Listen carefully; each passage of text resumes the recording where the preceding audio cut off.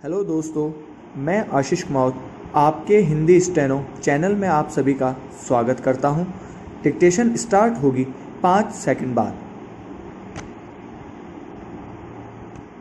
Start. Kanpur में 8 police जवानों सहित एक उप अधीक्षक को मारने वाला अपराधी विकास दुबे उज्जैन में पकड़ा गया। अब कानून का काम यानी तारीख पर तारीख और कोर्ट दर कोर्ट सुप्रीम कोर्ट तक कानून का समान अधिकार संविधान के मौलिक अधिकार में से एक है। लिहाजा बतौर नागरिक विकास के पास भी वही अधिकार है जो हम सबके पास है। अपराध जब तक अंतिम अदालत में न सिद्ध हो, अपराधी व शरीफ में अंतर नहीं होता, वह जेल से भी चुनाव लड़ सकता है, यानी MLA या MP बनकर देश के कानून निर्माता सदन का सदस्य बन सकता है। कई अपराधी है जो जेल में चुनाव लड़े व कई जीते भी। इस दूषित सिस्टम में साठ-गांठ वालों के लिए काफ़ी गुंजाइश है। लिहाजा यूपी पुलिस के बड़े आला अधिकारी सामान्य दिनों में इसके बगल गिर रहे हैं। 17 साल की उम्र में विकास ने एक प्रिंसिपल की जघन्य हत्या की। अपराध शास्त्र में ऐसे अपराधी को गंभीर मानसिक बीमार माना जाता है। सिस्टम सही रहता तो उसे सजा ही नहीं, ताउम्र पागल खाने में होना था। विकास ने थाने में एक भाजपा नेता की हत्या की, लेकिन कोर्ट से छूट गया क्योंकि पुलिस गवाही से मुकर गई। विकास का पूर्व का मीडिया बयान है कि बहन जी BSP प्रमुख व पूर्व CM यूपी मुझे 500 लोगों के बीच नाम से बुलाती है। भाजपा सहित कई पार्टियां मुझे बुला रही है, लेकिन मैं बहन जी को नहीं छोड़ूंगा। सभी इसकी प्रतिभा से बेहद मुतस्सिर थे। अपने इलाके में वह ब्राह्मण शिरोमणि था। अगर सिस्टम ने पहले ही इसे सही रूप से पहचान लिया होता तो एक बबूल कांटों का जंगल न बना होता। आज उस इलाके का हर युवा विकास बनना चाहता है और एक पुलिस अधीक्षक या दरोगा या सिपाही नहीं जो इसकी गोली के शिकार हुए। सिस्टम हमारे आइकन भी बदल देता है। क्या अब समय नहीं है कि सिस्टम दुरुस्त कर प्रदेश के सभी विकास को पहचाना जाए? हालांकि अभी बहुत यकीन के साथ यह दावा करना थोड़ी जल्दबाजी होगी, लेकिन लगातार ऐसा लगने लगा है कि कोरोना वायरस की वजह से वैश्वीकरण से पीछे हटने के दौर की शुरुआत होगी। ऐसे संकेत बढ़ते जा रहे हैं कि दुनिया महामारी में आने से पहले की तुलना में अब तटस्थतावाद और संरक्षणवाद यानी केवल खुद की सुरक्षा की फिक्र अपनाने को लेकर कहीं ज्यादा उत्साहित है। इसमें भारत भी शामिल है। ये संकेत स्पष्ट दिखाई दे रहे हैं।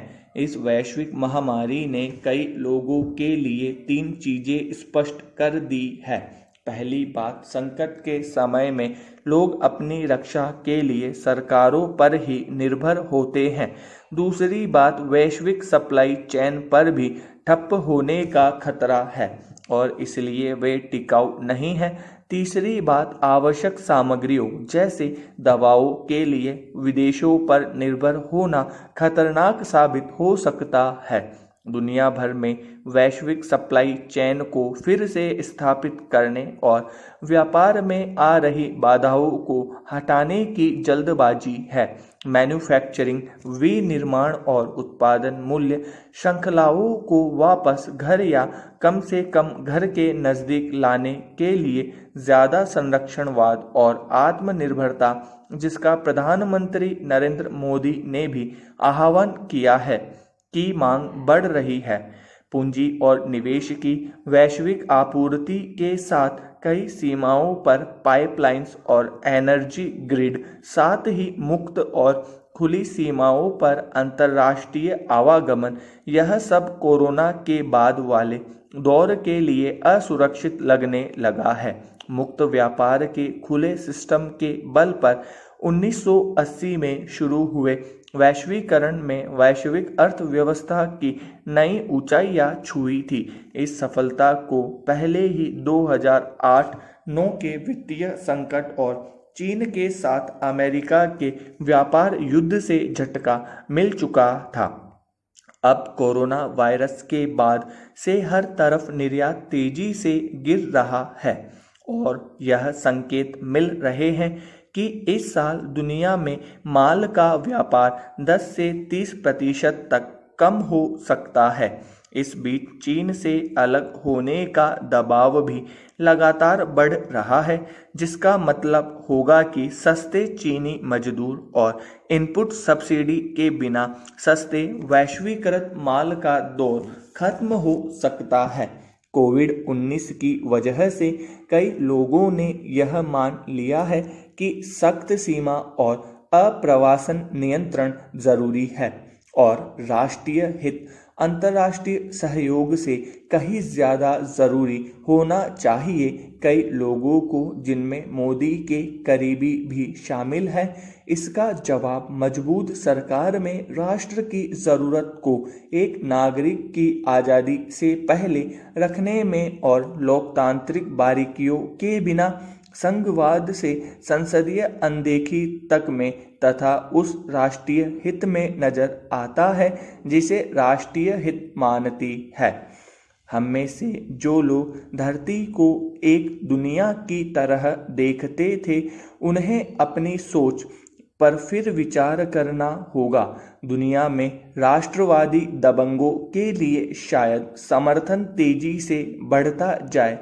कई देशों के लोगों की राष्ट्रीय, धार्मिक या नस्लीय पहचान के आधार पर उनके खिलाफ दोषारोपण और आधारहीन अफवाहें भी बढ़ रही थी। भारत में उत्तर पूर्व के नागरिकों ने नस्लीय भेदभाव का सामना किया है, क्योंकि कथित रूप से उनका रंग रूप चीनियों से मिलता है।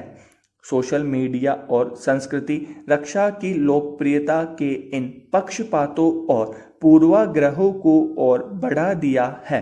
लॉकडाउन से तुरंत पहले हुए तबलीगी जमात के आयोजन में शामिल लोगों के घर लौटने पर कई राज्यों में संक्रमण फैला। इस तथ्य का मुस्लिमों के खिलाफ खुली धर्मांधता और भेदभाव को सही ठहराने के लिए इस्तेमाल किया गया।